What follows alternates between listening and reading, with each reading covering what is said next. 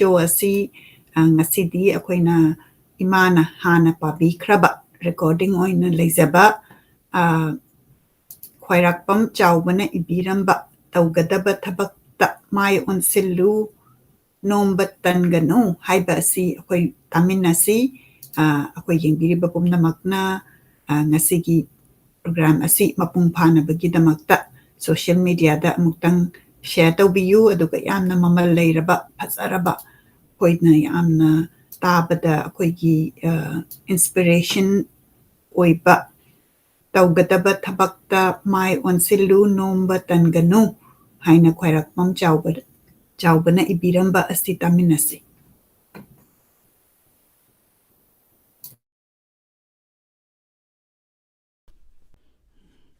Makha chathajarakpa oina laman loijakraba matungda yamna maming leiraba akoigi Manipur sahityagi ahanba lamyanba kabi Kwarakpam Chaobana iba wareng matek matang asida aihak khudol tamjaramge mahakna irambasi Tougadaba Thabakta mai onshillu nomba tanganu haiba wareng ase wareng iba ama oinani Kwarakpam Chaobagi achauwa phida ama Manipur sahityada kalamibase adubu sairengsu yamna phajaba saireng mitei kabina chingba sairengsu irami warengsu irami aduga labangalata novelsu irami hiram khudingmakta khut tharami Manipur sahityana ngasi miyamda sak taklamlibase khwaidagi maruoiba thudangse Kwarakpam Chaobani haiba yai maramdi matamduda maiteiron tamba matamda akoigi tamnanaba sahityase leiramdraba matamda mahakna satraki warengna chingba macha mayamse uraga akoigi ibiramlaga syllabus ta chalhanba aduga ijati asibu maiteilon masak takpase mana mangjin thaba kabi oina leirami haujarage Kwarakpam Chaoba 1995 dagina 1950 fauba adu faubada magi matamni kabini wareng saireng drama na chingba iramba anauba Manipuri sahityada mafam yamna chauna kanduna leiriba atangba sahityakani warenggi damaksu hena maming chatpa aibani wareng asida taibang midi thabakna punsini thabakka thadoknaba yade hai yamna chungkhraba ngasi maki samaja leiriba samajo semiba samajo akoigi afaba lamda chingbiriba natragana miron khangbada ngairiba mahi tamkhalakliba angangsinggi gyanda hanjandaba yadraba akoigi wareng amani thabak yaudraba punsidi asibaga pangkhakni nomba amadi win kanbana miyoibana taibangda sinaidraba mingchat phangnari sibanaidraba haibani atanba haibasina amuk tamthiraba tingi masakumraba taibang punsibu layonbu chikthatlali atanbasina loi manghali aduna naha oiringai satra oiringaida atanba thadoktuna thabakki sinsangda khongdaba tamhogadabani haina aibana samaja sida chauraba paujena maga loinana ibiramliba adugumba wareng asigi maming Tougadaba Thabakta mai onshillu nomba tanganu haina somna mingthon bibirami Tougadaba Thabakta mai punana honaba amasung nomba haibase ahallamandagi phangba pautangni haiduna yamna ikai kumnabam thoi haibata nate masi tengbanba semba isor gi mahousagi hongnabi atanba thabakta mai onthokpa haiba sidi mapugi hongnabi kairaba aidi atanbana thumatlaba misaktubuni man hairise mapugi hongnabi kairaba miyoibagi khusem oiba masatni wakhal chawa mi punamakna tengbanba maikei taramak senba thungna yenglubada wakhal ase achumbani haiba mapukningda khangba ngamgani yengu ahingna mamai lomlakpada kwakilanbau sille kwakna nongala ini Saroj tetu khonge Sarojna nongan balam lay nongpok mai kaida chingkhai gi phidup hulle habani numit thoklakle habani korau han bana ayuki malangda inau nongna sakai adudagi numit aduna nongchup chingya hek thang khibada tangthakna aidraba tha amasung thawami chakna ahingi atia bu leitengli ahing da taba jibana tengban ba se amuk nongna mathoi pan bagum tawri matam jana nong tari nong sitli nong thangna ngak pamangana atia sin bathungna ngali asumna tengban bagi sa use tilka mai ising nong sit punama ase thabaki lamda harauri nungai lamthung phamna aidraba thabaki isena tengban ba sin bathungna cheli asumna sahi kaya chatkare juk kaya hokhare tengban ba semba punama to nayana duna mapugi khusem kaya kai khare anoba kaya sembat khare mioi bagi mai horonda onthok pathoram kaya chatna khare chan khare taiguma sung thabaki sela sidi lepanaidi pothaba leiti mioi ba natana isona sembiram laba taibang pana sida Tougadaba Thabakta mai onthok pa ude taiguma sung satra singna Tougadaba Thabakti karino aikhoina khangi angang pakhang ahal punamaki punsi thabakna sagat pangaktani thabak hek loi baga taibang migi punsi su loi mioi bana pamlabada Tougadaba Thabakta kari watpham leibage taiguma sung masi phagi jugai tawna phamdi thokte asigumba paukham karigumba tarabadi aikhoina pungning awabaga loinana hainingi hongnabi amana aina oja guru amagi manakta khanduna leiriba mi adugidi Tougadaba Thabakki maming khara tabagidi karisu awatpa amuk watpa leiramgani madu ngakpa ngamba ngamdabadi wa amani maram asina larik asi paragasu madugi maramda loksing tabasu yai haina khanduna masi iduna amuk wareng asi sangdo halaroi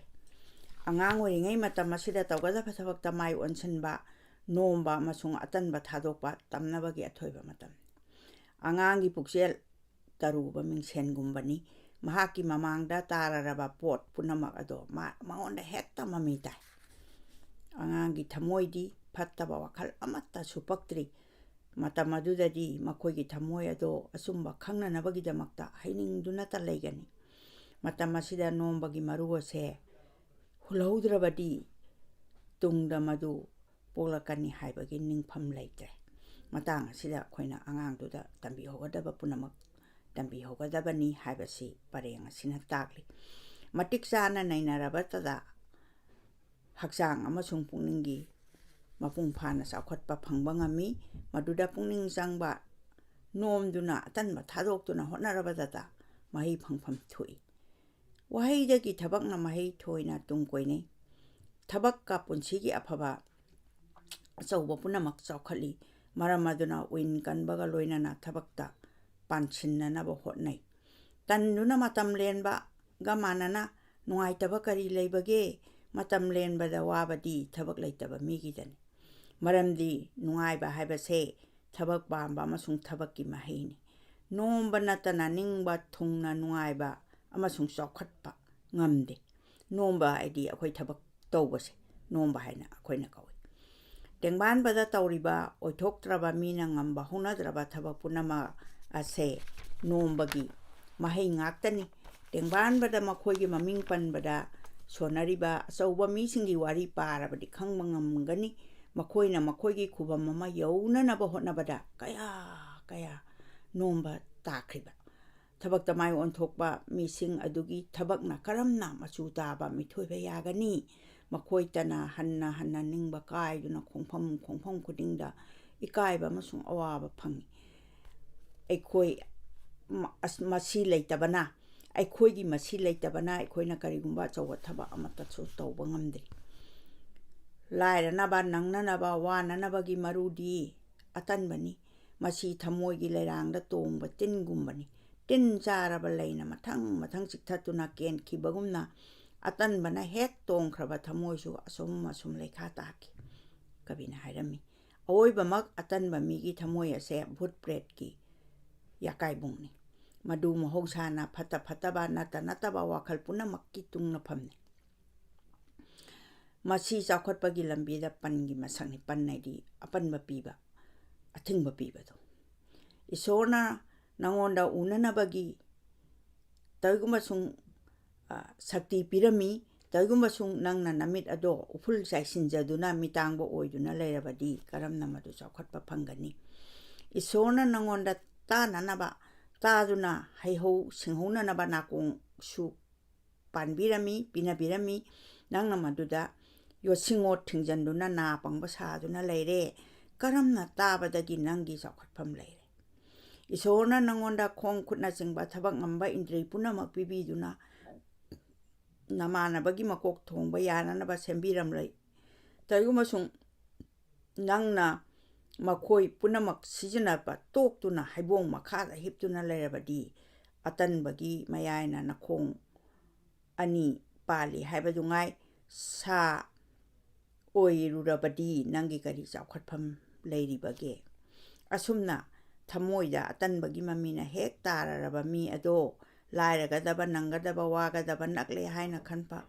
ꯈꯟꯕꯗ ꯂꯥꯟꯐꯝ ꯁꯨꯛꯂꯩ ꯂꯩꯇꯦ ꯃꯁꯤ ꯍꯥꯏꯔꯨꯔꯒ ꯑꯉꯥꯡ ꯃꯆꯥꯁꯤꯡꯒꯤ ꯂꯥꯏꯔꯤꯛꯇ ꯌꯥꯎꯕ ꯋꯥꯔꯤ ꯑꯃ ꯅꯤꯡꯁꯤꯡꯂꯛꯏ ꯀꯕꯤꯅ ꯑꯁꯨꯝꯅ ꯏꯕꯤꯔꯝꯃꯤ ꯃꯇꯝ ꯑꯃꯗ ꯏꯅꯥꯛ ꯀꯩꯔꯥꯛ ꯈꯨꯟꯕ ꯂꯧꯕ ꯅꯨꯄꯥ ꯑꯃꯒꯤ ꯅꯕꯤꯟ ꯀꯧꯕ ꯃꯆꯥꯅꯨꯄꯥ ꯑꯃ ꯂꯩꯔꯝꯃꯤ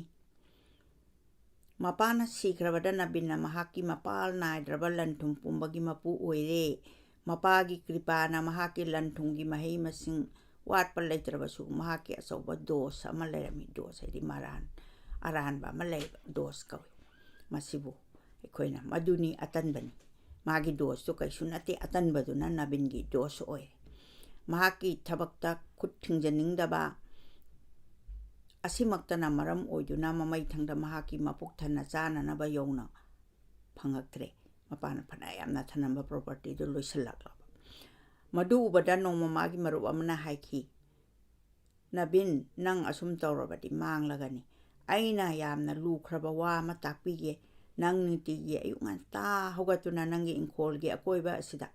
ꯀꯔꯤꯒꯨꯝꯕ ꯑꯉꯧꯕ ꯅꯠꯇ꯭ꯔꯒ ꯅꯥꯄꯨ ꯃꯥꯟꯕ ꯎꯆꯦꯛ ꯎꯕ꯭ꯔꯥ ꯌꯦꯡꯉꯨ ꯃꯗꯨꯗ ꯐꯪꯗ꯭ꯔꯒꯅ ꯅꯪꯒꯤ ꯂꯧꯕꯨꯛꯇ ꯀꯨꯝꯗꯨꯅ ꯏꯍꯥꯟ ꯍꯥꯟꯕꯗ ꯇꯥꯕ ꯎꯆꯦꯛ ꯑꯃꯇꯪ ꯍꯥꯠꯅꯅꯕ ꯊꯧꯔꯥꯡ ꯇꯧ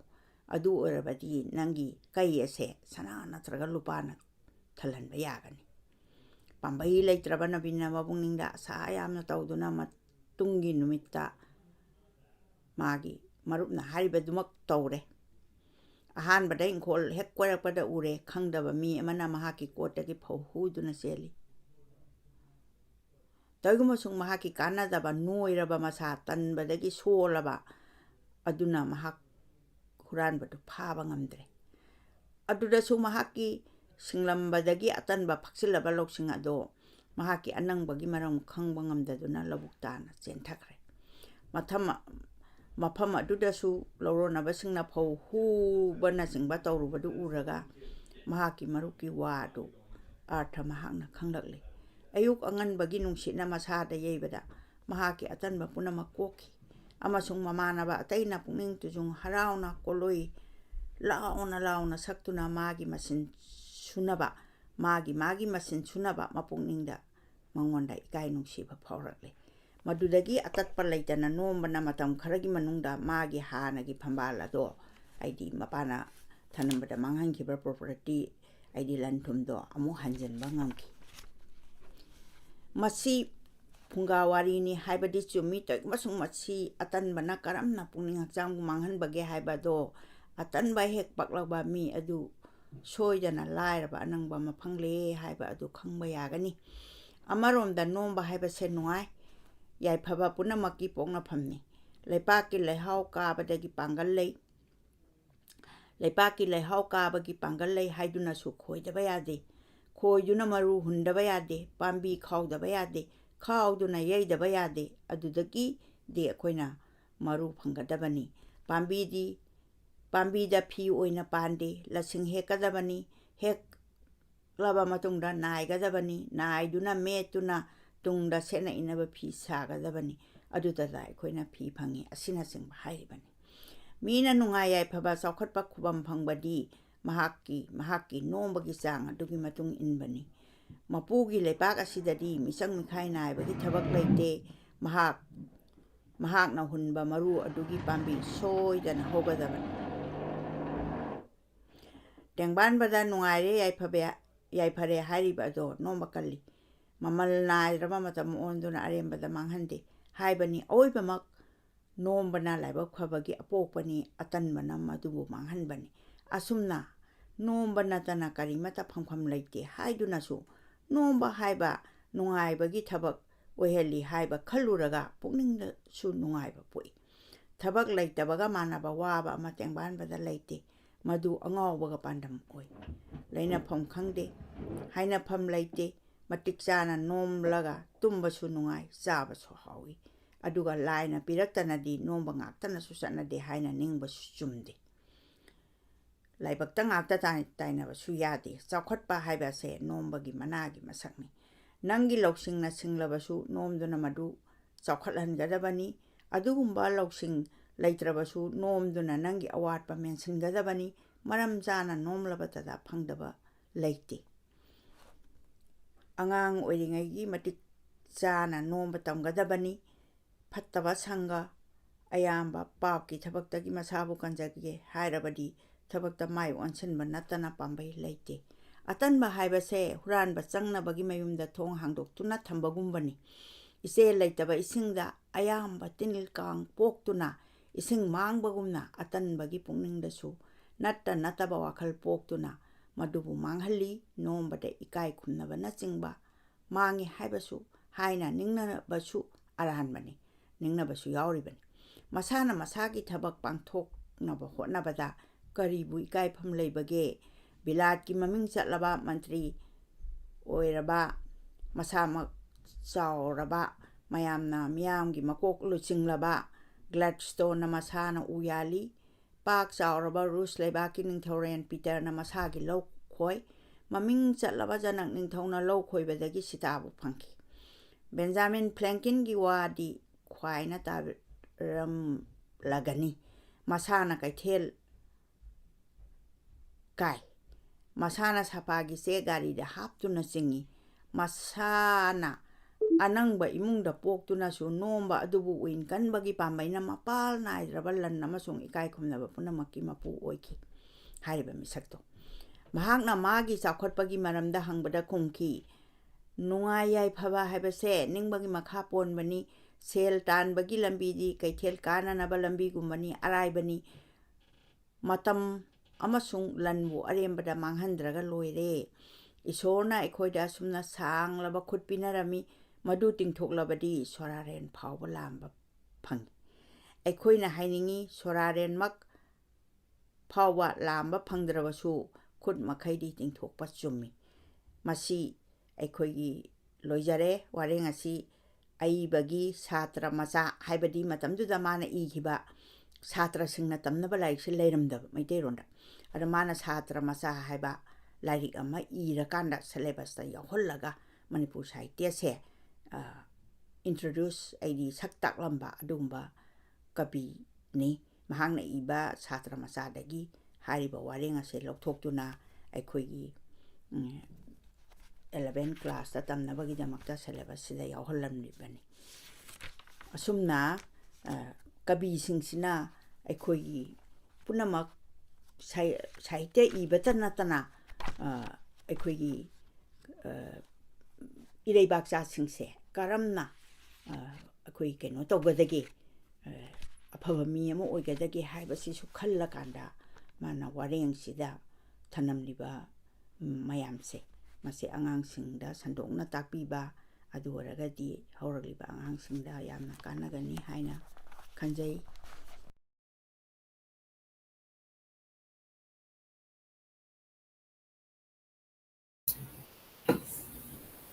ꯇꯧꯒꯗꯕ ꯊꯕꯛꯇ ꯃꯥꯏ ꯑꯣꯟꯁꯤꯜꯂꯨ ꯅꯣꯝꯕ ꯇꯟꯒꯅꯨ ꯍꯥꯏꯔꯤꯕ ꯈ꯭ꯋꯥꯏꯔꯥꯛꯄꯝ ꯆꯥꯎꯕ ꯁꯤꯡꯅ ꯏꯕꯤꯔꯝꯃꯒ ꯑꯩꯈꯣꯏꯒꯤꯗꯃꯛꯇ ꯊꯝꯕꯤꯔꯝꯕ ꯑꯁꯤ ꯂꯥꯟꯊꯣꯛꯆꯕ ꯂꯣꯏꯔꯛꯄꯁꯤꯗ ꯑꯩꯈꯣꯏꯒꯤ ꯏꯕꯤꯔꯝꯃꯒ ꯊꯝꯕꯤꯔꯝꯕ ꯀꯕꯤ ꯑꯁꯤꯕꯨ ꯑꯩꯈꯣꯏꯅ ꯅꯣꯂꯨꯛꯃꯤꯟꯅꯁꯤ ꯈꯨꯔꯨꯝꯃꯤꯟꯅꯁꯤ ꯃꯥꯒꯤꯗꯃꯛꯇ ꯑꯩꯈꯣꯏꯅ ꯂꯚ ꯑꯦꯟ ꯂꯥꯏꯛ ꯑꯃꯨꯛꯇꯪ ꯊꯥꯕꯤꯔꯛꯎ ꯑꯗꯨꯒ ꯑꯩꯈꯣꯏꯅ ꯃꯤꯅꯤꯠ ꯑꯃꯇꯪ ꯃꯥꯕꯨ ꯅꯤꯡꯁꯤꯡꯕ ꯑꯣꯏꯅ ꯑꯩꯈꯣꯏ ꯇꯨꯃꯤꯟꯅ ꯂꯩꯃꯤꯟꯅꯁꯤ.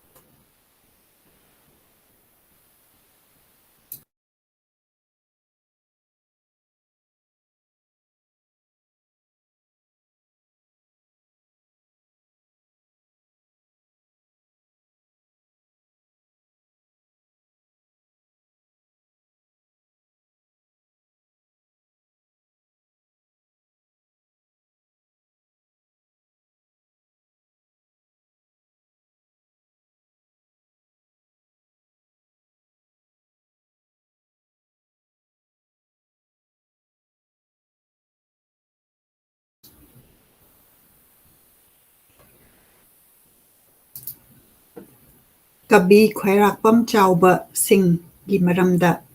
ꯈꯤꯇꯪ ꯁꯦꯌꯔ ꯇꯧꯖꯔꯛꯀꯦ. ꯈ꯭ꯋꯥꯏꯔꯥꯛꯄꯝ ꯆꯥꯎꯕ ꯁꯤꯡ ꯑꯁꯤ 1895ꯗ ꯎꯔꯤꯄꯣꯛ ꯁꯣꯔꯕꯣꯟ ꯊꯤꯡꯉꯦꯟ ꯂꯩꯀꯥꯏꯗ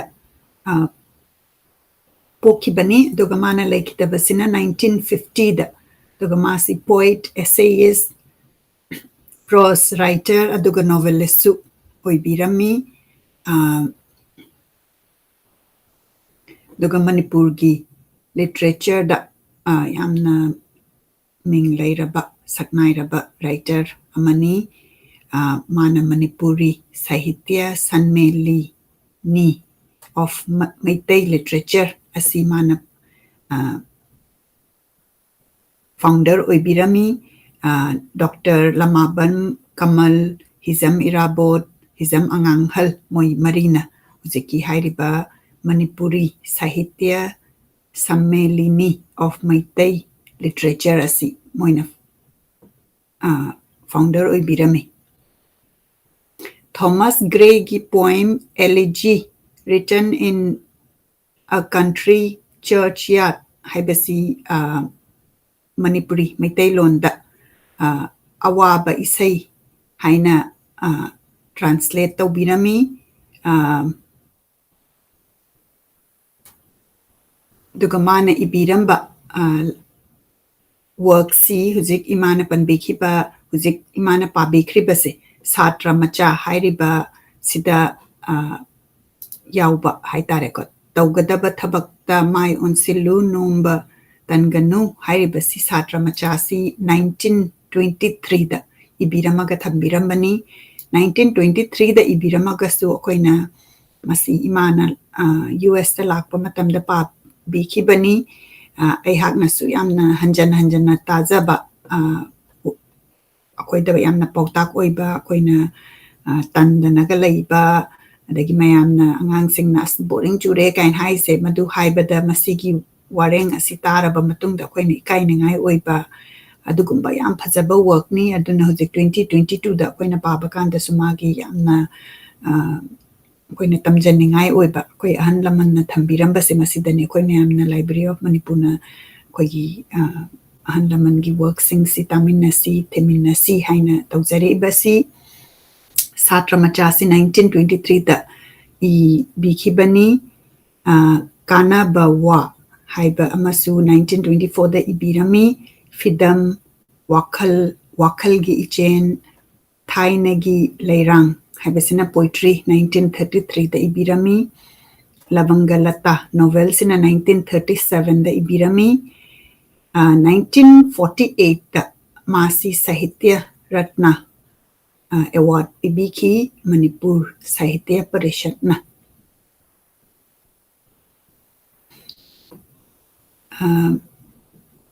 ꯁꯨꯃꯥꯏꯅ ꯇꯧꯗꯅ ꯈꯤꯇꯪ ꯃꯥꯒꯤ ꯃꯔꯝꯗ ꯁꯦꯌꯔ ꯇꯧꯖꯕꯅꯤ. ꯌꯦꯡꯕꯤꯔꯤꯕ ꯄꯨꯝꯅꯃꯛꯅ ꯀꯃꯦꯟ ꯄꯤꯕꯤꯔꯛꯄꯒꯤ ꯊꯥꯒꯠꯆꯔꯤ. ꯔꯟꯖꯅꯥ ꯂꯥꯏꯃꯌꯨꯝꯅ ꯒ꯭ꯔꯦꯠ ꯄꯣꯁ ꯍꯥꯏꯅ ꯏꯕꯤꯔꯛꯏ. ꯅꯤꯔꯃꯂꯥ ꯔꯥꯖꯀꯨꯃꯥꯔꯤꯅ ꯅꯍꯥꯔꯣꯜꯁꯤꯡꯅ ꯈꯪꯕꯗ ꯌꯥꯝꯅ ꯀꯥꯟꯅꯒꯗꯕ ꯋꯥꯔꯦꯡꯅꯤ, ꯊꯥꯒꯠꯆꯔꯤ ꯑꯣꯖꯥ ꯍꯥꯏꯅ ꯏꯕꯤꯔꯛꯏ. ꯌꯥꯝꯅ ꯃꯁꯤꯒꯤ ꯋꯥꯔꯦꯡꯁꯤ ꯑꯩꯈꯣꯏꯅ ꯃꯇꯝꯅ ꯂꯩꯔꯤꯐꯥꯎ ꯑꯗꯨꯝ ꯂꯩꯔꯒꯗꯕ ꯋꯥꯔꯦꯡ, ꯑꯗꯨꯒ ꯑꯗꯨꯝ ꯃꯥꯅ ibiramba pautaksing se adum relevant oiba aduni nesina su ibira ibasi Mina Kumari Yengkhom su yengbiri maibam sinthangambi su yengbiri yairipoktagi Chetan Bachaspati mayum su yengbiri long live bobo khaina ibirai Hemanta Hobam su yengbiri Nagamapaldagi Irom Nganthoi Chanu su yengbiri Kakching Kunaudagi Regina Art su yengbiri Purnima Yumnam su yengbiri Mutumbi Jentibala Kingston su yengbiri aduga aina masigi si akoina hana thadokjakhibada yamna nungsiba comment khara amtang ai share tawjarake masida yamna nungsiba comment amana Minara Bazurudin na grandma chapter madugi larik tu da yauba chapter khuding makse pabira u aduga explain tawbira u akoi teacher leite aduna ware haina ibirai masigi akoigi tabiriba angang sing dagi comment ni masi imana utang koigi huziki satra macha hairiba book sida leiba chapter khuding maksi pabira u haina adugi comment ama lakpiri tuga ataidi thagat wahi yamna angang singna moina explanation sida yamna pabadang nataba explain tawbira u haibagi masigi comment si lakpiri mathang tarakpada akoi taminasi Higgai wa Phunga Wari masi akoigi Jayanta Kumar Sharma na ibiramba warini nantokchari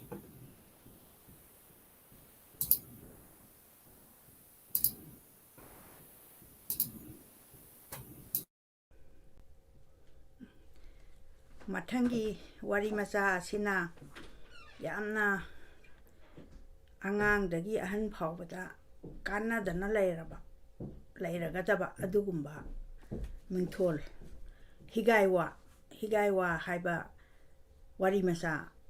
Phunga wari aduni Higgai wa isi karino aina hana khitang maramda haijage Higgai wa di kamain tawgebu mi amaga yam nungsi janana leiba mi anise masi nungsina handaba ado kalak mi hausawa mi singsina migi nungaina lei paliba matai manau oiro haibadi my husband and wife oiro macha masu oiro loinaba nungaina panba khana chaina daba imungse yamna kalak nei samajuna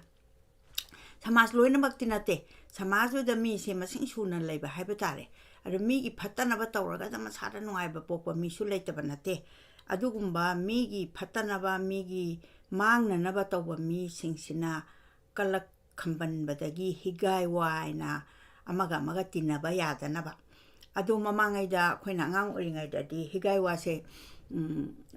mai bana mantra tawraga Higgai wa sanaba kaina dakna ga chang lawraga Higgai wa si adumaina tawi hai aduga chingai wa na chinsinane mai baga chunga awdana ne panghai haijalaga madi nangdi adumai tawi mana nang chumai hai kholi na sum nungsinarambase nungsinadaba oirakpado adugi mamingdo khoina Higgai wa haina kawi adu wari macha se khoi padana yengasi thaina mamangai da leibak amada matai manau ani khak leiramboire ani matai manau de husband and wife haibani makhoi ani se pakhang leisabi oiringai de hongna yamna nungsina jarai longna leina duna mayum panminaraba phawbada makhoi hanagi nungsina jaba chana jabado ikai kairamde aidi kanagumba mana yumda leiminara kanda hana yam nungsine ka haraga su yam khatnaba sainaba phunaba siba phawba hatongna phawba yawrin mioi baibagi ten khraba magi punchi se mioi ba dana te sajiba sudungai akhoi punchi se am teli aduga sajiba na bu hena sangi mioi badi yamna ahloiraga su punchi ba su lei angang oina punsi yam teli hai tare masigi manungsida khoina taunariba hatoknariba amaga mangnaba jati amaga taunariba kanglu amaga hatoknariba angamba tanari moise mun khaluradi yamna tawhaidaba thaba amane na aina Higgai wachi gi wari sidagi hana machi haijaningi aduna saisida yamna pingna lawna leina duna mayun paminaraba phawada makhoigi hana nusina jarambado sukai kaidana ne amana mabui kai khunna palamba makhoi anina yamna nusi janana leibasi ubada kalak kanjauna ba mi su yaudaba nate ediam kalakpa moi mungdu dadi nusi janana lemina ba si yadaba nusi janana lemina ba haiba sida mi amakha tana oibe yadeba maga khwaidagi naknana leminari ba magi husband aduga magi macha magi mamau magi machanupi magi manempo ari family da leiba mi myam se mase nusi sanana leiba se hujiti yam tangna bu uba phange yamna nusi sanana leiba adi yamna shanti gi imung oibado makhoi ani nusi sanana leimina ba si ubada kala kanjauna ba mi su yaudaba nate di asmoi se kamai ma khanan sige kaina mathomo oingai ko yauribani nupa asiga yamna luna tinajaba lekai marup amana matai manau asi leminariba mong asi bukalaktuna ma yamna aidi phataba thabak tawba haibase mitopna tinajaba na khak tawde naknaba mi singsinada moina tawi haibase sima khoina matang aside khanghoga chumi loina baktadi phatana ubaya deko ma madu khoina psychologically yengba matamda karam tawraga thugai sige haina khanboire akon bada upai ma phangle asma se amna dugi jamakta mai thabak phangbada unaga phangijani Higgai wa thajillage khalle Higgai wa dinga saigi amana mabu nungsina danaba magi waphamdo adu mana sajallaga haiduini Higgai wa tawrakle Higgai wa se kaino yenga siko nongwan nupa asina matom cha leiringaida magi lekai kalak Chaoba maruptu laklaga haiboire mai lekai da leiba aidi magi yungi inak naknaba mafamda leiba haibani lekai haibadi imung manung imung mayam punsilaga lekai ama semi lekai mayam sina mu punsilaga khongang ama semi khongang aidi chauraba khoigi keno se lamdo lam aidi mafamdu da leiba lekai do khongang sigumba lekai do mayam punsilaga society ama oira kadori ne aduna nongwa nupa asina matomda leiringaida magi lekai gi kalak Chaoba maruptu laklaga haiboire itao nanga se pisak piklingaidagi tinarakpa nusi jakrapa marupni do aidi mana matawdudane Higgai wa thajandoise aduga magi nupiduda suni adu ahambada mai matawduda mana haire ibani siam nusinana tinarakpa marupni matam leiba khibekta nangi apha ta khanduna leibani aise aise nangi wal pyar nangi phanaba ge dong ta khanwan leibani aina ngasi nangonda haidoriba wase nangi phananaba gi maktani ko atai kana mata tahan bayade ko adi mionda ka haidoge aponte haibedu da yam important oigreba ngasai gi mai maruptuna nang checksinna naba nangi kiargi da makta aina hairi ne man thajale wadi atai nate nanga nungsinana leiminari bi ibe ma isal nupi se salnupiga haidana longa yam phajana ngang jani nangdi khangdri male hingsa bi edine hingsa bi se noina hujemu mayam angang sing khara angang oibana di hingsa bi se kaino se kangamo khoimatamda dine khubai bi haiba hingsa bi ena lekai du da mayam na nungsi dana ne mayam ngi nungsi ba yana ba chataba mi haiba tare agi observation da adi mana tawningba adum tawba haing ba sodum haidokpa migiga phani pharoi khangdaba adugumba mi kangbu aduga madu kamai toino khangde madi khupai bi ni kaise akhoi matamda phau yam kijare e akhoi madugi midu uraga ne tumina ma uhandana ne khupai ko khu se paira dine ma changbangam de kaina akhoi ahansingna ne adum wari chanamba kainoni potni ai haktak agi akhoi gi matam hujiktadi madu tagidre nangbu nongmadi soidana sakhigadoribani nangna tumlingaida ahingda nananganda hanna nalakani nanangan sida mai nupi duna nalaka doine mai nupi dun jabini haimning jabigi proof se ayung nung tinda kasu nangonda munna yenglakani aina hari adum tawrabadi hingsabigi nung sit kanglabani nang bu soidana saga doribani kanglabani nung si kanglabadi di hingsabi si moigi maching mason haitare ai di moina miga se saningakpa matamda ai akoi miyoba sisu lama akanda aina saningba posi sana na bo honeidana sumai tawtana moina sadori sidi mini moina imagination mina mi bu sadoi ni aduna magi nupi maran kaimta leitaba sida mana hingsabi gi praman je pisalin ga dore ko nupa siga yam nungsina na leramba se nupa se kaitang khautak ta dore ahingda nananga na hanna nalakani ayung nungthinda ka su nangonda munna yenglakani adi mai nupi do na mai nupa do summunna yengjaba di kai haini mamai dura kai nompa e kai ni yenguba ka se mana ngasai gi mana admai hairamnina ma se hingsabi ni haiba se amasina thajagi doini aduna nupa ro thajare adudagi magi nupi bu chingnaba hore chingnaba di amna uje hairaga suspicious oibedo ma ngasai nupa duna hairi do masi soidana sumamani ma se ingwanda sumunna yenge e kaina nupa duna khandoini kwa aduna asumai haire aduna atopa magi maruki wasida nupa do thajare ne adudagi magi nupi do chingnaba hore adagi chingnaba hore paidi ma ngasai yam nungsina naga leminari se kitang wakhanda chingnara amnina manak changnabada hana yam nungsina khalambado yam phattaba ngakta khalakpado atopa numit amada mi atai leitaba tanja chaba matam ama yenglaga ibe manangbu ibung he pongminaba ichan mangni khalli atopa numit amada mi atai leitaba tanja chaba matam ama yenglaga ne kalak chawa nupa sina magi maruki nupi ado muksu unaraga nupa du di thajalamedana nupi du so mo haidoriba nupi adu unaraga Higgai wa thajalami aidi Higgai wa aidi ngasai ma chingnana bado nupi sina muk chingna handoine ba ibema nangbu hekpo mina ba isan mangni khalli kai mana mai nupa ga mabani lemina badu da mana mabung sina mu hena important pi haliba aidi hujiki Higgai wa thajaliba nupa se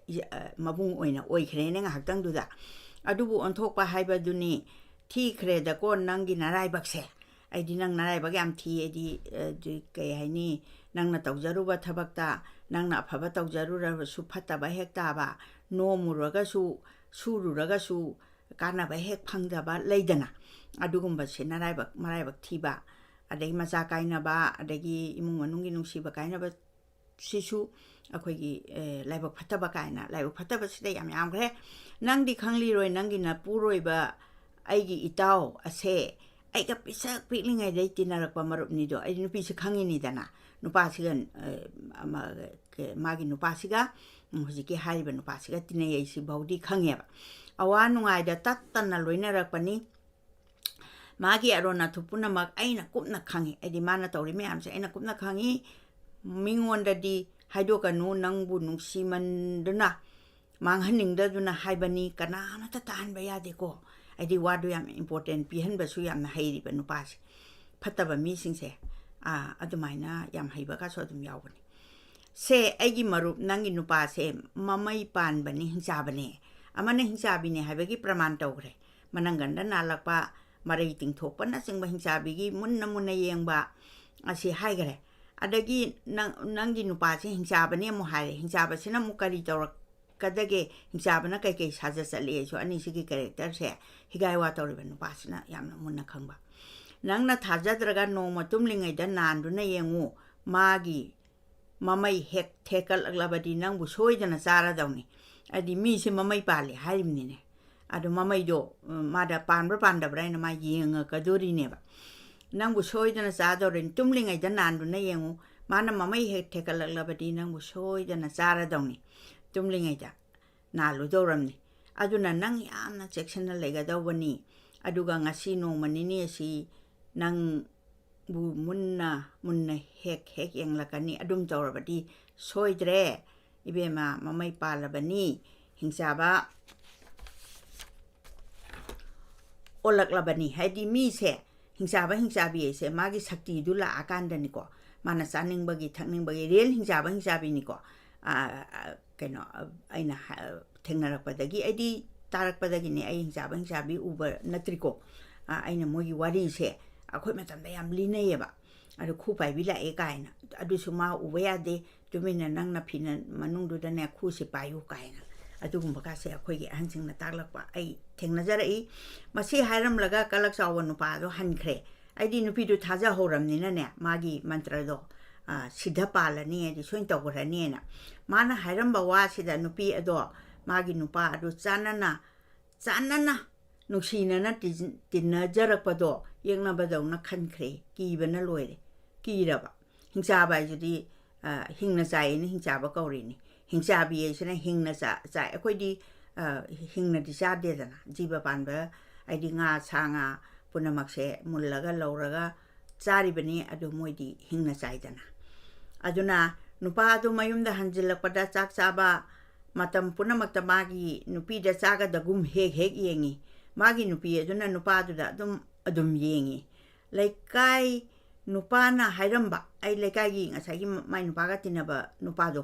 ꯂꯩꯀꯥꯏꯒꯤ ꯅꯨꯄꯥꯗꯨꯅ ꯍꯥꯏꯗꯤ ꯃꯔꯨꯞꯇꯨꯅ ꯍꯥꯏꯔꯝꯕ ꯋꯥ ꯑꯗꯣ ꯃꯈꯣꯏ ꯑꯅꯤ ꯇꯠꯇꯅ ꯅꯤꯡꯁꯤꯡꯗꯨꯅ ꯑꯃꯅ ꯑꯃꯕꯨ ꯆꯤꯡꯅꯕ ꯃꯤꯠꯌꯦꯡꯅ ꯌꯦꯡꯅꯕ ꯑꯣꯏꯔꯦ ꯑꯩꯗꯤ ꯌꯥꯝ ꯅꯨꯡꯁꯤꯅꯔꯝꯕꯗꯣ ꯃꯣꯏ ꯑꯅꯤ ꯆꯤꯡꯅꯔꯛꯑꯗꯤ ꯑꯐꯕꯗꯤ ꯑꯣꯏꯔꯔꯣꯏꯗꯅ ꯑꯃꯅ ꯇꯧꯕ ꯑꯃꯅ ꯊꯥꯖꯗ꯭ꯔꯦ ꯑꯃꯅ ꯇꯧꯕ ꯑꯃꯅ ꯐꯠꯇꯅ ꯈꯜꯂꯦ ꯐꯅ ꯇꯧꯔꯁꯨ ꯂꯩꯀꯥꯏꯒꯤ ꯅꯨꯄꯥꯅ ꯊꯥꯔꯝꯕ ꯍꯤꯒꯥꯏ ꯋꯥ ꯃꯟꯇ꯭ꯔ ꯃꯈꯣꯏ ꯑꯅꯤꯗ ꯆꯞ ꯆꯥꯅ ꯄꯥꯜꯂꯔꯦ ꯑꯩꯗꯤ ꯃꯥꯅ ꯊꯥꯔꯝꯕ ꯀꯩꯅꯣꯗꯣ ꯃꯟꯇ꯭ꯔ ꯍꯥꯏꯗꯤ ꯆꯤꯟꯅ ꯍꯥꯏꯔꯝꯕꯁꯤꯡꯗꯣ ꯅꯣꯡꯃꯗꯤ ꯅꯨꯄꯥꯗꯣ ꯇꯨꯝꯂꯤꯉꯩꯗ ꯃꯥꯒꯤ ꯅꯨꯄꯤꯅ ꯃꯁꯤꯕꯨ ꯃꯃꯩ ꯄꯥꯜꯂꯦ ꯍꯥꯏꯕꯁꯤꯕꯨ ꯆꯨꯝꯕ꯭ꯔꯅꯦ ꯍꯥꯏꯗꯨꯅ ꯃꯅꯪꯒꯟꯗ ꯃꯥꯗꯨꯅ ꯍꯦꯛ ꯌꯦꯡꯂꯨꯕꯣꯏꯔꯦ ꯃꯥ ꯇꯨꯝꯃꯦꯅ ꯇꯥꯟꯖꯥ ꯑꯗꯨꯗ ꯅꯨꯄꯥ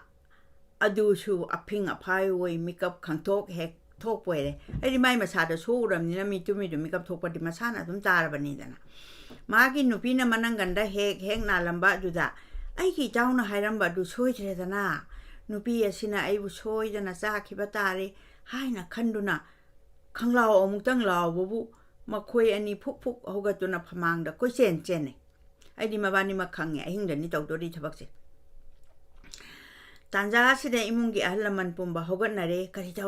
ꯇꯧꯔꯦ ꯍꯪꯕꯗ ꯃꯇꯩ ꯃꯅꯥꯎꯒꯤ ꯄꯨꯛꯅꯤꯡꯗ ꯂꯩꯔꯤꯕ ꯆꯤꯡꯅꯕꯁꯤꯡꯗꯣ ꯉꯝꯅ ꯍꯥꯏꯗꯣꯛꯅꯔꯦ ꯅꯨꯃꯤꯠꯇꯨꯗꯒꯤ ꯍꯧꯗꯅ ꯃꯈꯣꯏ ꯑꯅꯤ ꯌꯥꯅꯗ꯭ꯔꯦ ꯈꯥꯏꯅꯔꯦ ꯅꯨꯡꯁꯤꯅꯅ ꯂꯩꯃꯤꯟꯅꯔꯝꯕ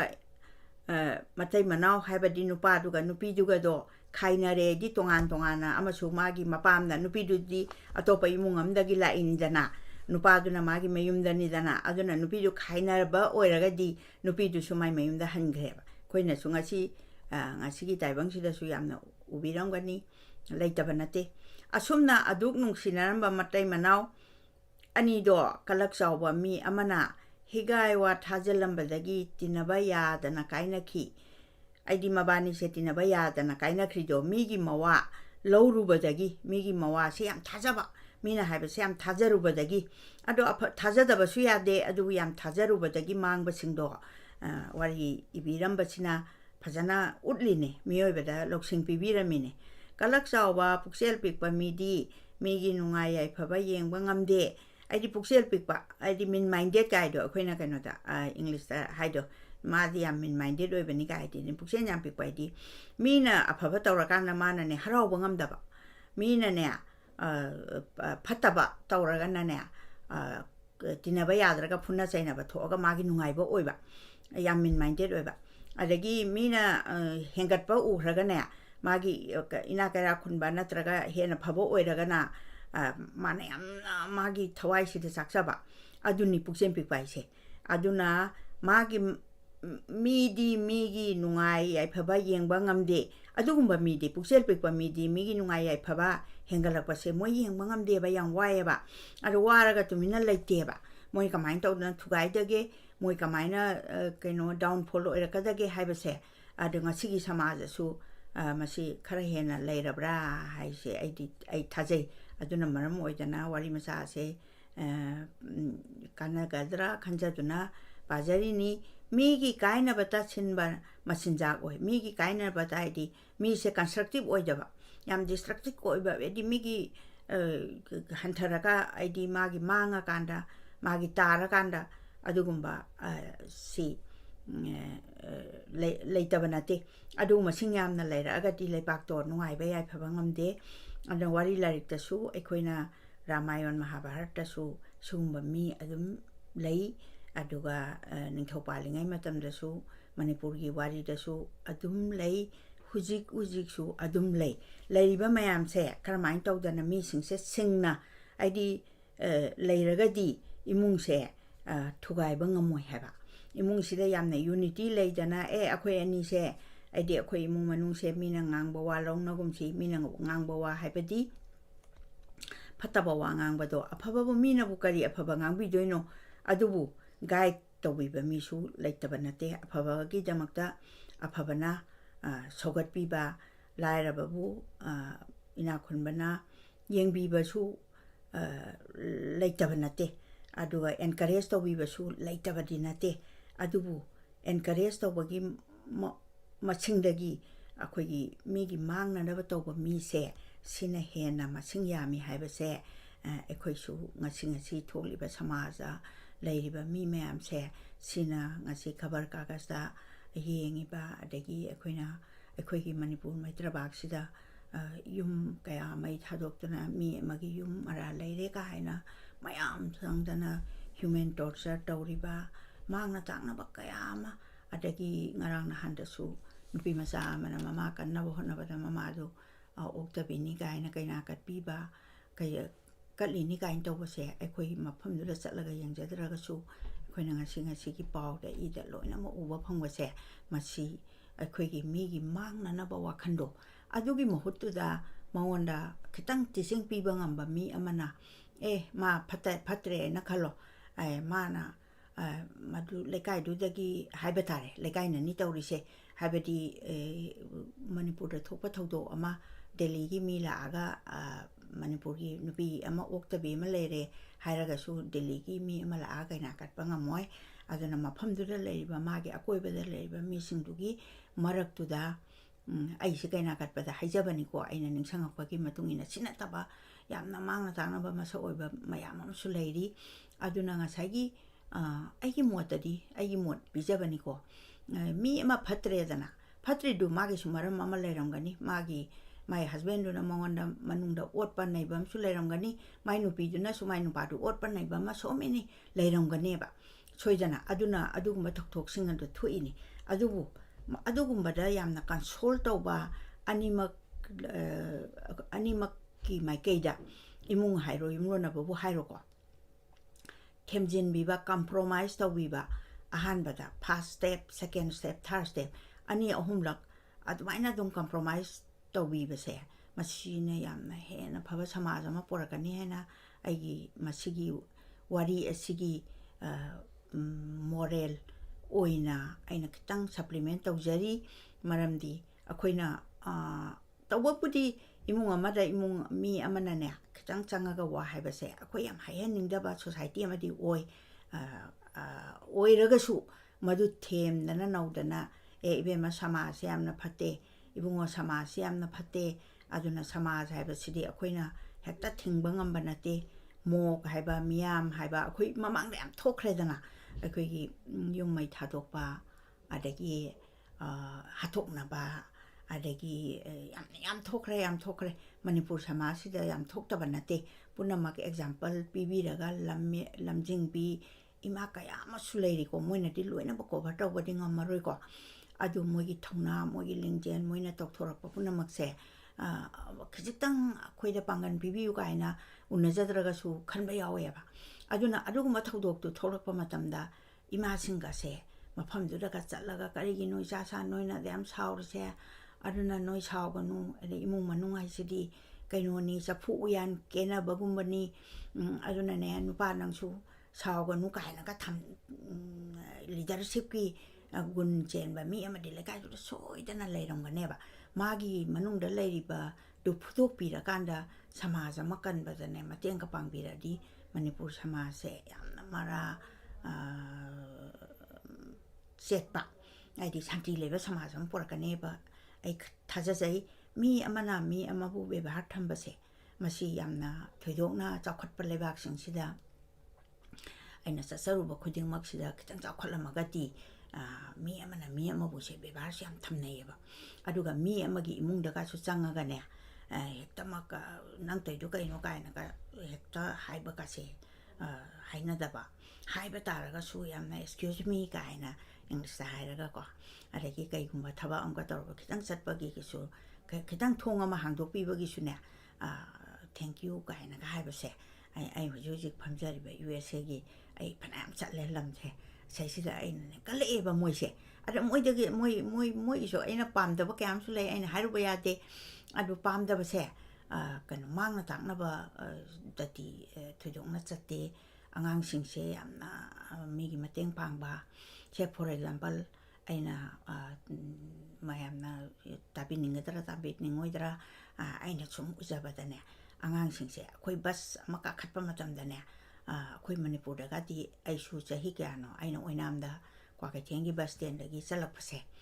so many years haibatare masidane kakhatpase an hana kakhatsano haibats khanade bako mafamsida dine pikraba angangse school se thillini ko ado pikraba angangsina mamangda kakhalali aduga khwaide chaoba angangse sahi tara chudri ko ai sugi school gi thinbada ai ujarini aduga moise amna ne driver du su yam nari oiteba driver du na phajana tharani adagi mai kainom thindore i adu hek bus se thaba matamda ne atopa car lakpa maningi mamangi loina lepkaneba maramde angang se kyam nungsiba mo utra aduga mana angang se surabra ina ne ngairani adu hawda gari sing se satteba adu moi niom na te moi niom angang tharingai matamda angang bus stand da kumdharingai kakhalingai matamda gari atopa lanba yade se moi gi rule da yawbaneba aduga hairora de khoi du yam thina lapna bado aduna migi chakhotpa du di aidi mioibanina ai ka hen chakhatra so ai pami chakhotpa se aduna moi gi mataw du tamsi hekta tamsi haijaba nate mi amada at the family da interview ga tawdana asmadi adu tawreye madi adu tawreye kana mayam ga changlana masam ga kakthatana asmasi sangana tawdoba thabakni masidadi tokpiba aduga masibungamba imasingna changbiraga counseling pibiba hujik tawre Manipur da mafam khudingda koina YouTube channel da ai Manipur siam nung sijaba imalebangni na ai nukti yengjai ko aduda ituda akhoi mengoina panjarabada Dhanbir Dr. Dhanbir Laisam hoi moina ngangi bawasi adagi chinglen maisnam ko adagi ai mingloina bak panjararoi loina di khangjai ko ai irebak chan nine ai hujik chai yamna keno yamabani aduduna moina ngangdana public meeting da karida school da satana satra satri tan ba khotlan ba suma mayam se yamna phaba khongthangni ai ara palamdam sidagi ai irebak cha singbu yame appreciate tawjai aduga aina wari macha se sigi wari si kanoni Phunga Wari singbul haidana khomjinba amadi sem sabana aiga Jayanta Kumar Sharma B Jayanta Kumar Sharma lepakna sakhang biba adumba aiga ni lekhidre adum hangna khomjal mi ba wari macha singsida ina focus amu piri se hana wari macha RK mani sangpha mani ne biramba wari li singbulli ai pajagre adutagi amu oja W Tomchaugi wari macha ai pajagre iman manaba su yawi manadaba su yawi manadaba maraktagi karambana khitang akhoi kanagadagi haiba khanjagabadagi tabiriba listener singna yamna su tabi maramdi ai wari macha sina hena listener masing se sum hengalai aina sum khanjabada aduna tabi banina aina wari macha sida loksing leiba singse nupi macha singna taraga su loksing ai sikaino aidi moida awaba tare en khalo hujing nupi macha kya sira hundo omiba adagi keno soinairaga leiriba mayam ama leiriba ado mioibe se aina sum khanjabada sa makhal amani sa singi marakta amani sa loinok sa di matu pamba sagi wana teko pungning se saolapa sagi pungning se aduda hujiki sa pura olaga mibu na manghaliba angang masu masagumba manghaliba singsina ne matu pande da khaba sagi pungning loina oin khraba karigino moi singse sagi pungning se lakpa horopa matamda moina maduda mathoi mogi mindset sina ne mathoi ka khatlandana asum sumda minung sika chelektaba adugumbani aduna adugumba singse masida akoina angang singsida how to escape akoina wari macha si tarakanda sida amok hana pa pambiraga su natragana explain tawba pambiraga su ai yamena khangjabadi nate aduraga su ai adum tawjai hana su tawjagi hujik su aina khangba makhaidi ai tawjaramge haina ai khanjari adu tawjari aduna yam kanaba kaino singse aidi akoigi kabui kawai bagi kaino da akoigi mabung tare ki thabana matau karamna mathai tangiba adagi mabung tare na mabu nuksigiba wari gado adu aina hojikangi kaino lamchat sajal leitraba mi singsida kabui kawai bai sigasu miga kaiga aduna kasu oiba yaba nate madu mi da oirakpado adu da kabui kawai ba panchala kanda sari ba wari ne asengbani adu kamai tawdana nupim cha singse hatu o thambiramino aidi halaga thori yala me kaisi amna toiba mebe punsi si am teli adu ka pongamdrabani magi so asa mayam ama lejaramgane ba mana tawningba laira su ina khulla su mana laira ba oraga su ai nomadi ina khungi haiba asa lairamgani ina khullaga su mana nomadi kaino tawge adubu ayambana siri singse aina khanbadane kitang senthum gi phibamda kitang poroi ba kangbu singsina hena lockdown tawibra nupim cha singse lohonga ba matungda on photo base tawibra natragana moyi character da yam kai hena ba oibra haibana singbase engonda pungning sida yam langtakna yeba sibagi tampham yora bada ngrang hansu maningda thorian sirame kaise yamna laina aidi drama da ka tawdona akoigi matamda akoigi kainogi akoigi wari ama karino matama madan thopalinge reality ni ko kono bamoningon ama nithomana amaga mari leina badagi kaino mase machawai sangaktraba adu matamduda lesabi na adumaina tawbatuti ekoigi satnabigi wangmadanina mana magi khangnaba nupasi sunglak pidraba matamduda mamam chadar lejabani aduna mana kainone thoriyan badu mamaduda khoiramamaga thoga thori reality ni adugi nupidu nupimchadu aina ngakla ningsangakane aisham kaure ko adugi drama ka tu yenge ba ise drama do adu yamna nungsiba reality ni adu ningthopalingei dadine adumaina thoriya laga matomda suicide tawbase sanskar tongnaram deba ningthopalingei matamda aduna mache kainoda lampengi mangara kambiena malei hujikandi mi nang to pik thangere ko matamduda mi hundo phamneba matomda suicide tawba kangbuse adu hundo aga kaino magi hundo phamdudagi kombirese haure haidana lampen nawa kombirena akoi sabi bora ningsange kaino sabi bora jawba amadi mainu pemcha mainu oibidi bamoni bamon si mainu korami ko bamoni ngone hadi mainu nang laune na ado ai si bamon di nate ko aina tiji taminge do ja singna ne mainu nang para hayu ka hai ai bamon kharman mane hujikan da diam hanuramni na mal maroi ko aduna adugumba wari reality leirame ba ko akoina kayam nungaite aidi ma ko lamphena wa kombirese mana on bani kaina pura hujikti ne thoriyan base mayum bal matungda nupa mayumda thoriyan base nungsit mukunga kanda yaleba sireba adugati nupimcha sing noibu kaino nupa mayumda ka leiba ka sibu lohonga ka leiba ka sibu kijiribra aidi am kijaine anwaren tawpra kan hongde aidi kijai ada nupi singse nupa mayumda ka lohong tin baka se thilhaningdre aidi hujik matamda adu loina makti nate ko adu suma oirongbadra iduri kanana point out to bangamde ko aduna matang sida ngasigi wari macha sidi loisanjarage aduga matungda wari macha phacha bayam leiriba saisida yami aigana khomjam birami se tingam laikam kaina tingam laikam sigi kai wahan thoka se adagi phattaba maru amagi thaurang na mangba kaina maru phattaba amtina rubadagi mi se sangana maru manghali sangana maru phali asoi nai traba laiwani Ratnakar ꯄꯨꯟꯁꯤꯅ ꯈꯨꯗꯝꯅꯤ ꯀꯥꯏꯅ ꯑꯩꯈꯣꯏ ꯑꯗꯨꯒꯤ ꯄ꯭ꯔꯚꯥꯕꯀꯁꯤ ꯇꯝꯃꯛꯑꯦꯕ ꯑꯗꯨꯅ ꯂꯥꯏꯔꯤꯛ ꯑꯁꯤ ꯒꯤ ꯄꯤꯕꯤꯔꯛꯄ ꯑꯩ ꯏꯆꯦ ꯖꯃꯨꯅꯥ ꯑꯗꯕꯥꯅꯤ ꯃꯥꯛꯁꯦ ꯅ꯭ꯌꯨ ꯌꯣꯔꯛꯇ ꯂꯩꯕꯅꯤ ꯑꯗꯣ ꯑꯩ ꯏꯆꯦꯅ ꯑꯩꯒꯤ ꯐꯨꯡꯒꯥ ꯋꯥꯔꯤ ꯄꯥꯕꯁꯦ ꯃꯥꯅ ꯇꯥꯔꯨꯕ ꯃꯇꯝꯗ ꯏꯕꯦꯝꯃ ꯁꯨꯃꯥꯏꯅ ꯇꯧꯗꯅ ꯑꯩꯉꯣꯟꯗ ꯐꯨꯡꯒꯥ ꯋꯥꯔꯤ ꯁꯤꯡꯕꯨꯜ ꯍꯥꯏꯗꯅ ꯑꯃ ꯂꯩꯔꯝꯃꯤ ꯏꯆꯦꯗꯤ ꯑꯍꯟꯁꯨ ꯑꯣꯏꯔꯕꯅꯤꯅ ꯅꯪꯅ ꯄꯥꯕꯗꯨꯅ ꯍꯦꯟꯅ ꯐꯔꯦ ꯍꯥꯏꯗꯅ ꯃꯥꯅ ꯄꯣꯁꯇ ꯊꯥꯕꯤꯔꯛꯄꯅꯦ ꯏꯆꯦ ꯖꯃꯨꯅꯥ ꯑꯗꯕꯥꯅꯤ ꯍꯧꯖꯤꯛ ꯏꯆꯦꯁꯦ ꯆꯍꯤ ꯀꯩꯅꯣ 40 ꯍꯦꯜꯂꯦ ꯑꯗꯣ ꯃꯣꯏ US ꯁ꯭ꯋꯥꯏꯗ ꯂꯩꯕꯗꯤ 40ꯒ ꯍꯦꯟꯕꯁꯦ ꯌꯥꯝ ꯅꯍꯥ ꯑꯣꯏꯔꯤ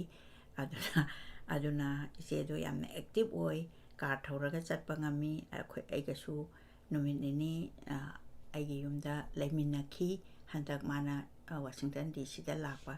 ꯖꯔꯅꯤ ꯑꯃꯗ ꯏꯆꯦꯕꯨ ꯍꯟꯅ ꯋꯥꯔꯤ ꯃꯆꯥꯁꯦ ꯐꯪꯍꯟꯕꯤꯕꯒꯤꯗꯃꯛꯇ ꯍꯟꯅ ꯊꯥꯒꯠꯆꯔꯤ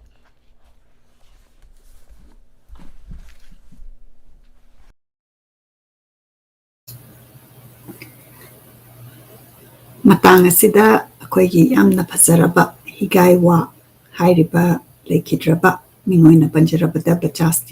ꯕꯆꯥꯁꯄꯇꯤ ꯃꯌꯨꯝ ꯖꯌꯟꯇ ꯀꯨꯃꯥꯔ ꯁꯔꯃꯅ ꯏꯕꯤꯔꯝꯃꯒ ꯑꯩꯈꯣꯏꯒꯤꯗꯃꯛꯇ ꯊꯝꯕꯤꯔꯝꯕꯁꯤ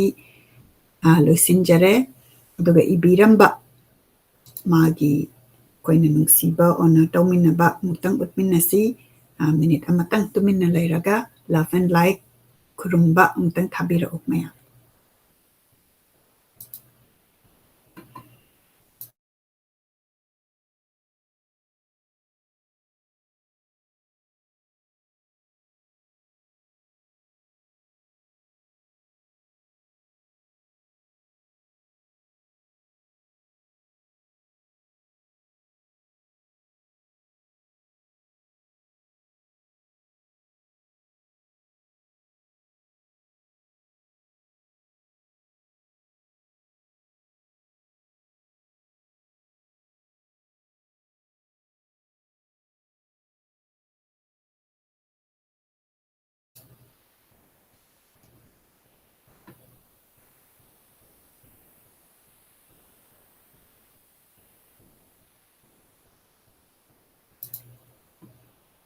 ꯄꯨꯝꯅꯃꯛꯀ ꯈꯨꯔꯨꯝꯃꯤꯟꯅꯔꯕ ꯃꯇꯨꯡꯗ ꯑꯩꯈꯣꯏꯅ ꯉꯁꯤꯒꯤ ꯅꯤꯡꯁꯤꯡꯃꯤꯟꯅꯕ ꯑꯍꯜ ꯂꯃꯟꯒꯤ ꯄꯥꯎꯇꯥꯛ ꯑꯍꯜ ꯂꯃꯟꯒꯤ ꯋꯥꯔꯤ ꯃꯣꯏꯒꯤ ꯋꯥꯍꯩ ꯑꯁꯤ ꯂꯥꯏꯕ꯭ꯔꯦꯔꯤ ꯑꯣꯐ ꯃꯅꯤꯄꯨꯔꯅ ꯑꯥꯔꯀꯥꯏꯚ ꯇꯧꯔꯒ ꯊꯝꯖꯕꯁꯤ ꯑꯩꯈꯣꯏꯒꯤ ꯅꯧꯍꯧꯔꯤꯕ ꯐ꯭ꯌꯨꯆꯔ ꯖꯦꯅꯦꯔꯦꯁꯟꯅ ꯑꯩꯈꯣꯏꯒꯤ ꯑꯍꯜ ꯂꯃꯟꯅ ꯀꯔꯤ ꯍꯥꯏꯕꯤꯔꯝꯃꯤ ꯀꯔꯤ ꯊꯝꯕꯤꯔꯝꯃꯤ ꯍꯥꯏꯕꯁꯤ ꯇꯥꯅꯤꯡꯉꯛꯄ ꯀꯥꯟꯗ ꯂꯥꯏꯕ꯭ꯔꯦꯔꯤ ꯑꯣꯐ ꯃꯅꯤꯄꯨꯔꯗ ꯆꯪꯉꯒ ꯑꯣꯗꯤꯑꯣ ꯑꯣꯏꯅ ꯇꯥꯕ ꯉꯝꯅꯅꯕꯒꯤ ꯁꯤꯟꯖꯕꯅꯤ ꯃꯤꯡ ꯑꯣꯏꯅ ꯄꯟꯖꯔꯕꯗ ꯕꯆꯥꯁꯄꯇꯤ ꯃꯌꯨꯝ ꯖꯌꯟꯇ ꯀꯨꯃꯥꯔ ꯁꯔꯃꯒꯤ ꯃꯔꯝꯗ ꯈꯖꯤꯛꯇꯪ ꯁꯦꯌꯔ ꯇꯧꯖꯔꯛꯀꯦ ꯏꯃꯥꯅꯁꯨ ꯁꯦꯌꯔ ꯇꯧꯕꯤꯈ꯭ꯔꯦ ꯃꯍꯥꯛ ꯑꯁꯤ ꯖꯅꯋꯥꯔꯤ 14, 1935 ꯇ ꯕ꯭ꯔꯍ꯭ꯃꯄꯨꯔ ꯅꯍꯥꯕꯝ ꯕꯆꯥꯁꯄꯇꯤ ꯂꯩꯔꯛꯇ ꯄꯣꯛꯈꯤꯕꯅꯤ CC High School ꯗꯒꯤ ꯃꯦꯇ꯭ꯔꯤꯀꯨꯂꯦꯁꯟ ꯄꯥꯁ ꯑꯥꯎꯠ ꯇꯧꯈꯤ 1953ꯗ ꯑꯗꯨꯒ DM ꯀꯣꯂꯦꯖꯇꯒꯤ ꯒ꯭ꯔꯦꯖꯨꯑꯦꯁꯟꯁꯤꯅ 1958ꯗ ꯂꯣꯏꯈꯤꯕꯅꯤ ꯃꯥꯅ ꯂꯥꯏꯔꯤꯛ ꯇꯝꯃꯕ ꯃꯇꯨꯡꯗ ꯑꯦꯁꯤꯁꯇꯦꯟꯠ ꯇꯤꯆꯔ ꯑꯣꯏꯅ adult night high school CC High Schoolꯗ ꯇꯧꯕꯤꯔꯝꯃꯤ ꯃꯥꯁꯦ ꯑꯦꯁꯤꯁꯇꯦꯟꯠ ꯇꯤꯆꯔ ꯑꯃ ꯑꯣꯏꯅ 1957ꯗꯩꯅ 1961 ꯐꯥꯎ ꯑꯗꯨꯒ AIR ꯒꯧꯍꯥꯇꯤꯗ ꯃꯥꯁꯦ ꯁ꯭ꯇꯥꯐ ꯑꯥꯔꯇꯤꯁꯠ ꯑꯃ ꯑꯣꯏꯅ 1961ꯗꯒꯤ ꯁꯔꯚꯤꯁ ꯇꯧꯕꯤꯔꯝꯃꯀꯥꯟꯗ ꯃꯥꯁꯦ ꯑꯃꯨꯛ ꯄ꯭ꯔꯣꯗ꯭ꯌꯨꯁꯔ ꯑꯣꯐ AIR ꯏꯝꯐꯥꯜꯗ ꯄ꯭ꯔꯃꯣꯁꯟ ꯄꯤꯔꯒ 1972ꯗ ꯇꯧꯕꯤꯔꯝꯃꯤ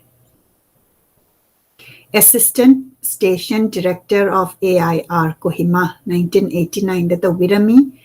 ꯑꯗꯨꯒ ꯃꯥꯁꯤ 1991ꯗꯒꯤ ꯔꯤꯇꯥꯌꯔ ꯇꯧꯈꯤꯕꯅꯤ ꯔꯤꯇꯥꯌꯔꯃꯦꯟ ꯇꯧꯔꯕ ꯃꯇꯨꯡꯗ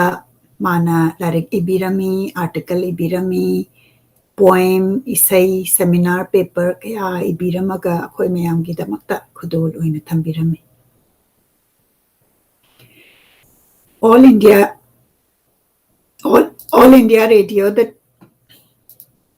26th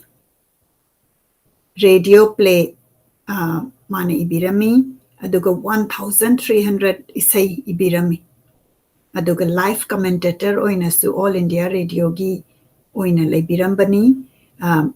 Live commentator se ko yerat yatra festival taubakanda mana live commentator oibirami. Manipuri isai kaya phazaraba isai kaya compose taubirami. Aduga masina Ruprak Sangeet Mandal AMMIK All Manipur Music Association Writers Forum gi founder member amaso ibirami. MDU Cultural Forum Manipur Sahitya Parishad ki live member ibirami. Aduga JNMDA Ruprak AMMIK gi advisor so ibirami. Film Forum Manipur External Examiner of Manipur University gi resource person ama oina su leibirami. Dunaman amna art and culture gi field se damagi contribution se amna Chaoba contribution ni Manipur Statehood Award pangbiki Best Lyricist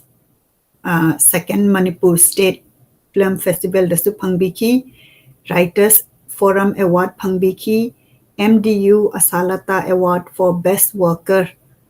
pangbiki Akaspani Award for Exemplary Service Lifetime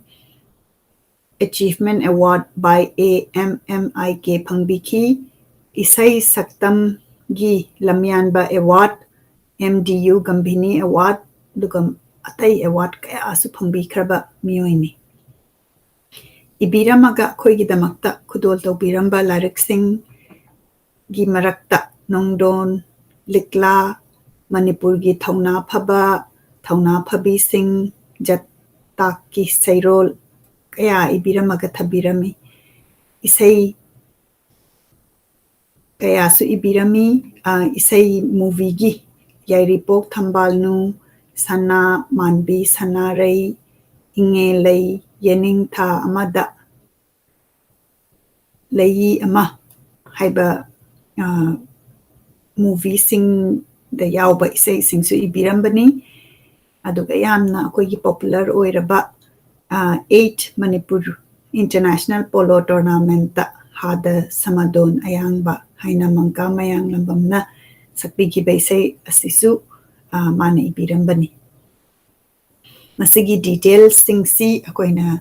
I pauda leiba article dagi share tawzabani matang sida akoina ngasigi feature tawzariba mingoina panjarabada 50 mayum Jayanta Kumar Sharma gi maramda itang akoi mayam khangminabagi share tawzabani.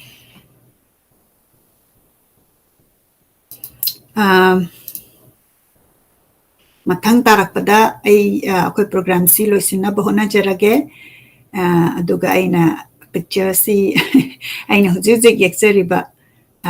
painting asi utlaga aina mayam gi comment asi ay pathok jarake painting asi ay hujik yekpa loidri adubu masi okame cherry blossom si ako'y gi Washington DC da blossom tauba Japan dagi khudol taubirakpa America da adugi cherry gi makhalamani masida aina point machama izabani akoi gi yamna miyoiba si yengba kanda yamna dirty oiba adagi asengba uraktaba kanda kitang wakhan machama haitare ko so much dirt so less truth. Do we have to sling against each other? Can we not see the best in each other? Will the okame petal cover the dirt? A new view, a new beginning. Masigi sina backdrop oiraga ay comment kara lokacharake.